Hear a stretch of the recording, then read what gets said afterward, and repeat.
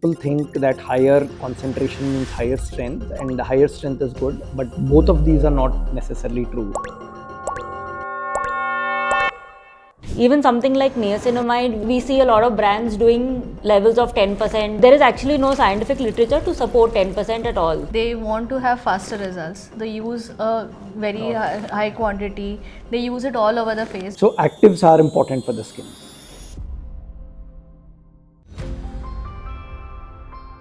So Desiree, Dr. Leena, there is a new patient who has come, and she has been using vitamin C, salicylic acid, nicotinamide gel, all of these before coming into Cureskin. And her complaint is that the high concentration actives have worsened the acne breakout and irritated and damaged the skin barrier. You see such cases very often where they use a lot of ingredients. Yeah, we do see a lot of cases like this where people are coming with, a lot of ingredients used. There are a lot of actives used earlier, and that actually, damages the skin barrier as well. We also had a user who had come because they bought something from the pharmacy, and after using it, they didn't realize the skin was so delicate that the entire skin got burnt and started peeling.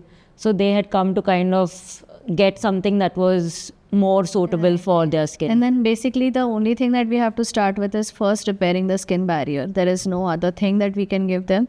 So repairing it back again, and then gradually, addressing the other concerns on the skin is what we have to go about.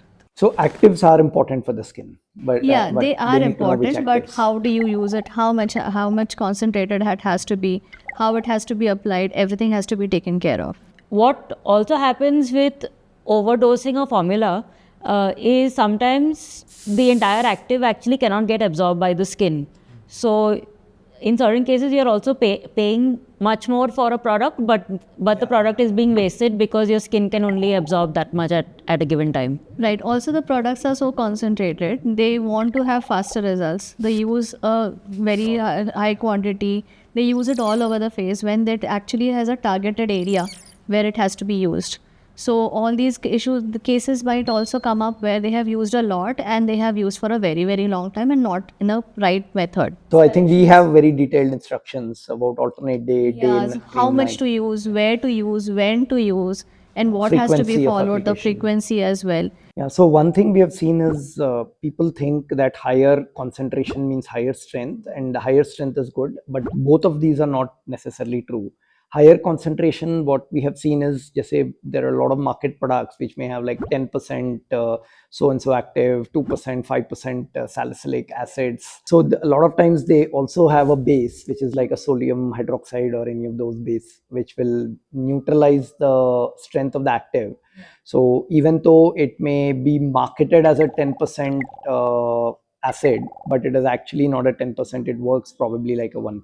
So actually, if you look at a lot of the literature in skincare, in dermatology, there is very less support for higher concentrations. Even something like niacinamide, if I remember, last literature had studies at 2%, had studies at 5%. But we see a lot of brands doing levels of 10% and in and around that space. There is actually no scientific literature to support 10% at all. The assumption is that if it will work at 2%, if it will work at 5%, it will obviously do even better at 10%. Work at 10%. But there is no scientific backing in that. We see, because we design a lot of treatments, we actually look at all the literature that is available for designing this treatment, designing the dosage, designing the frequency.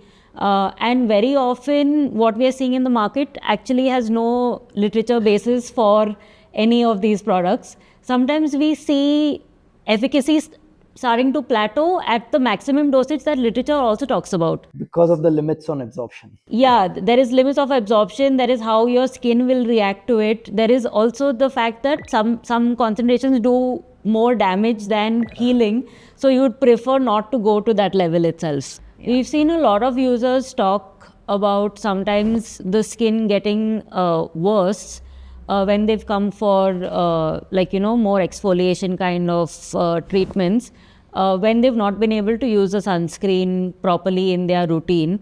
and that also adds to how the active performs.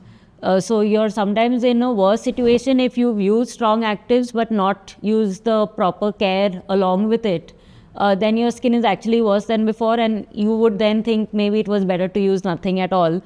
So those situations also come up. So it's not, I think, one, there is also lack of information on the customer side, that there's a perception that just higher strength will mean that faster results, which is not true. There is also a quality issue that each vitamin C itself or any ingredient is available in different purity or different formula, I mean, in different ways. There is also the encapsulation. Like, we use encapsulated ingredients for a lot of the actives in our brand. Encapsulated ingredients are almost like 10 to 20 times more expensive to purchase in terms of the cost of the ingredient itself compared to a non-encapsulated one. But it provides a sustained release of the active, which provides higher efficacy than doing it immediately, damaging the skin. So this is exactly what we recommend, that the actives that people don't understand, they should not experiment with them. Use them only as prescribed by a dermat and given by a dermat and supervised over a dermat given program, which is exactly what we do here at Cureskin. And also use them in a well-rounded routine with appropriate skin support through moisturizing, etc., and also broad spectrum sunscreen.